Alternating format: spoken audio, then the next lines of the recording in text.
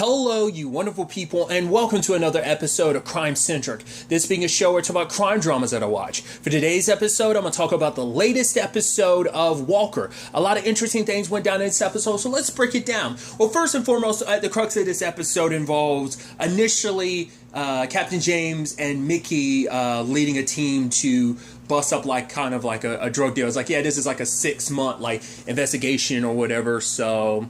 And even her being like, wait, 6 months? Because it's like, this is the first time I'm hearing about that. Well, the reason is because one of the people they're busting is actually a cop. He's like, oh, I'm an undercover cop. But then, like, the way he's so dismissive of Mickey, but then it's like, oh, no, because he's a douchebag in many different regards, because he's actually a dirty cop. And that's what this has all been about. Like, James has been investigating this dude, and this was his opportunity to finally bust him on one thing, but he actually had a slew of other stuff ready to, like, throw at it. But then also the guy had to make a remark of, oh, I thought you were one of the good ones. And I was like, I didn't know how to interpret that. I think the point is that line could be interpreted two ways. Of like, I thought you were one of the smart cops, good cops. But it also is like, you can't help but automatically feel like the racial connotation to that of like, oh, I thought you were one of the good ones, you know? So... but James kind of let it go. But Ramirez is like, yo, you should have let me know, like, what was up. And he was like, no, like, the fact of the matter is, I'll let you know when, like, for one, it's just like he didn't know who, because this runs deeper than just Campbell. He knows that there are other potential dirty cops as well, so he didn't want to give Campbell potentially a leg up by being like letting everybody know, because like people who are tight with Campbell probably would have let him know. So obviously when things kind of go down, like Stan's in the room, as well as Campbell's union rep, and you know, you have James putting out like all the stuff that he did is like, yo, like I got all this on you, so you're good as fried. But it's like, nope, the DA won't press charges. It's like he kind of being like, James is being slow rolled in that regard, and Campbell's so smug. Like the way he was acting, it seemed like he knew he was going to be okay. He's got friends in high places type of thing. And so eventually, like they like blow up, like they burn like James's like truck or whatever, got traitor written on it. And I'm like, so it's interesting because Campbell's coming at this from the perspective of like, he's also like, it's as a cop, because it's also like James is in his eye, it's like you're terrible in many different regards. You're not one of the quote unquote good ones, and you're also a traitor to the badge. We're supposed to look after each other. It's like, well, you're a traitor to the badge because you're a scumbag. You know, you're dealing with all this other like stuff that James brings up later on of like what he could take Campbell down for, but no one, like, once again, the DA's being slow about it. So James isn't immediately leaping at it, but Ramirez is like, you need to kind of nip this in the bud. Like, you know, we got to kind of show a show of force, like kind of respond heavily. But he's like, no, I'm not. Because I think for him, it's like, I think it's also from the perspective of James is probably, and this isn't brought up, but I'm wondering, is it from the perspective of, hey, I have to handle things the right way? Like, I mean, for one, I'm on the right side of the law. He's a terrible human being. He's a terrible cop. Like, so I need to uphold the laws of justice. But I think it's also like right from the perspective of like, I'm also black. I need to handle this a certain way. Well, I'm saying that, but like, I actually don't know what, Kobe Bell, like what his ethnicity actually is. I just always assumed, I think, like black and white, but I mean, I don't know his actual full background. But like the fact of the matter is, so I've got to, regardless of the situation, whatever his ethnicity actually is, because I don't want to just like I said, it's just been an assumption in my head, but I'm like, I don't want to assume. So as a minority, it's like a thing of like, no, like I'm probably held to an even bigger scrutiny. So like, nah, I got to handle up all my ducks in a row. But we also find out it's because he's got a larger game at play here. Because initially, Mickey's kind of sneaking off on her own, and then like James is there because I guess he knew it's like, nah, Mickey, like Walker's rubbing off on you too much. We've already covered that conversation. So it's like, right, I know what Walker would do in this circumstances, so he knew exactly what Mickey would do. So he pulls her back. But also like when Campbell comes out like, oh, calling him a boy and everything, it's like, right. So come on, the disrespect continues in that regard, but James ultimately ends up bringing Mickey, Stan, and Liam into what he's up to. It's like, right, this is a larger operation. The fact is Campbell is protected. For him, it's like, I'm not trying to just get one bad apple. I'm trying to get rid of a whole bunch. Now, I won't, no disrespect to Stan. He acted a little weird to me this episode, because obviously we kept seeing him on his phone. That could just be, DA related stuff. Well, at least running for DA and stuff like that.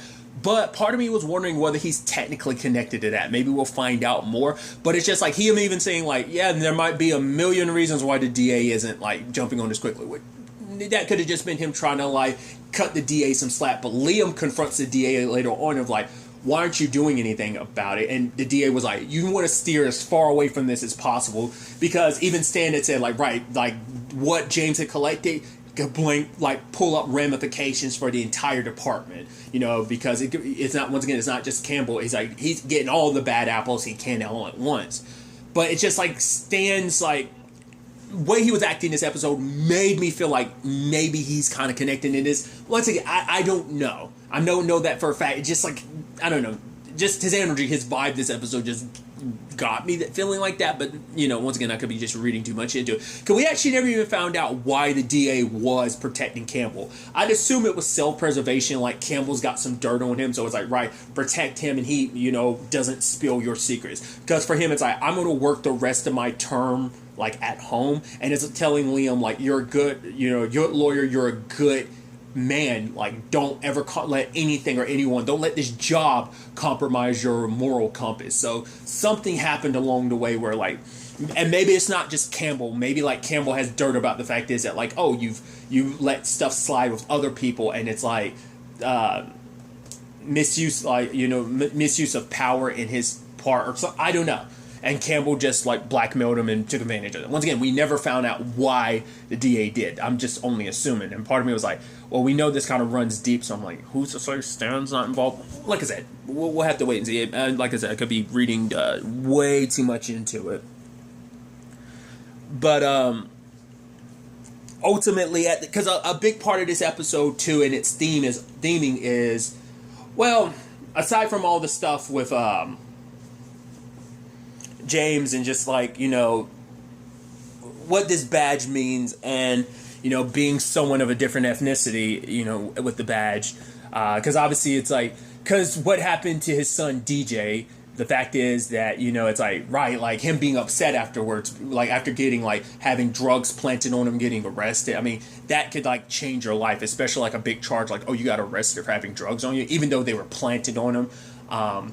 It's still the thing of like, for him, it's like, right, like I knew like because you even know the way he was like, yeah, I'm reaching to my pocket to get my license, I'm gonna reach into my glove. Like he knew what to say, like, right, I don't want to give anyone an excuse, like but that's the thing, he thought like as a police, if my dad's a police officer, if my dad being a cop made him feel like I would never have to do that. Like if my dad being a cop means I'm not even safe from this shit. Like the sad thing is the color of your skin kind of supersedes that.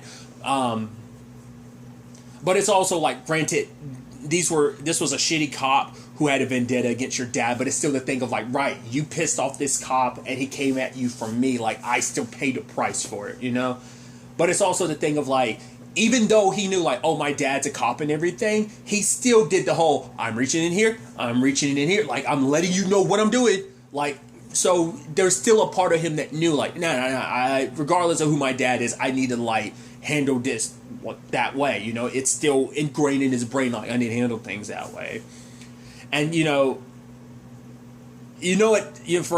it sucks for James, because for him it's like you do everything you can to protect your child and you're just trying to do the right thing, and your child ultimately ends up paying the price, you know, to a certain extent.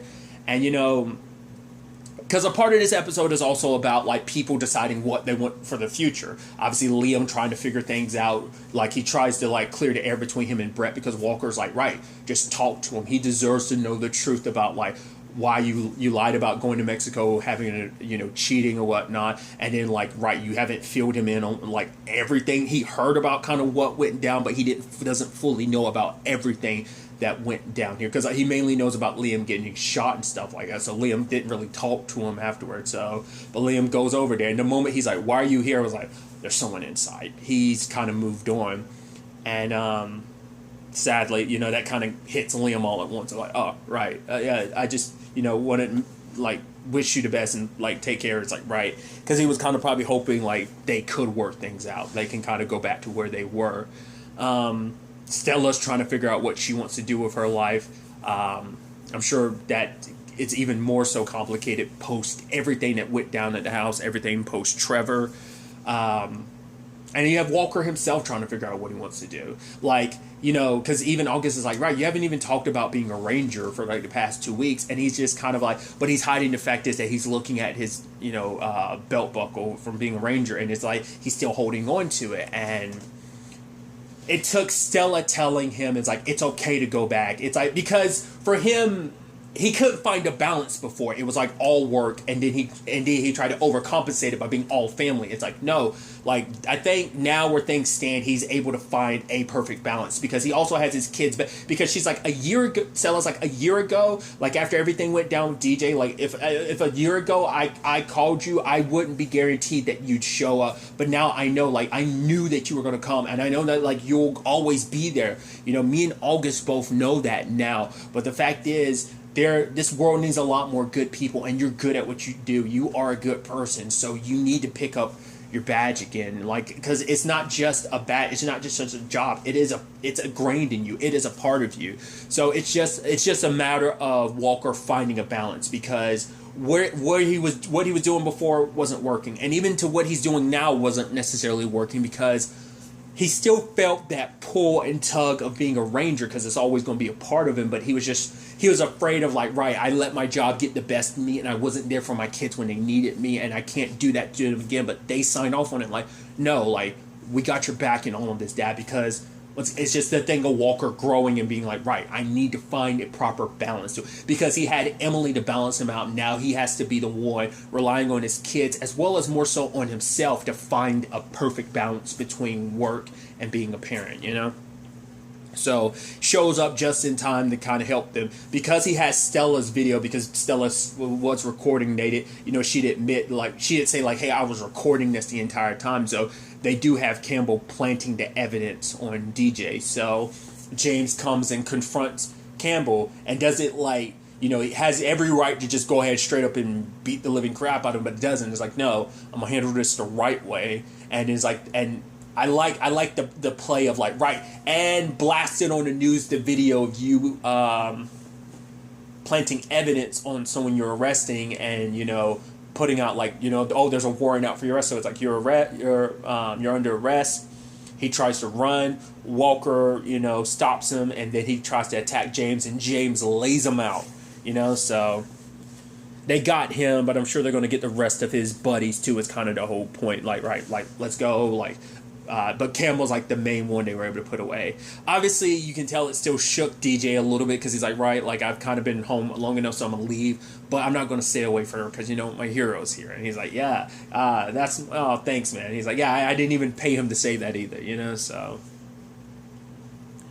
But I am, you know, Stella wants to do something that's very much like her mom, where it's like, oh, I want to help people. And, you know, interestingly enough, you know, Trey's in that same regard as well, because he's trying to figure out, like, you know, his TBI, you know, it's not necessarily he was hoping for it, but it's like with his TBI, if it was more serious, he wouldn't have to kind of go down the medical route that he was kind of like, it'd give him an excuse not to, because he's not really sure if that's what he wants to anymore. Because obviously when he was in the Army, like, he did that enough that it's just like, that side of things is like, I just kind of don't want to touch that side of like the medical field anymore.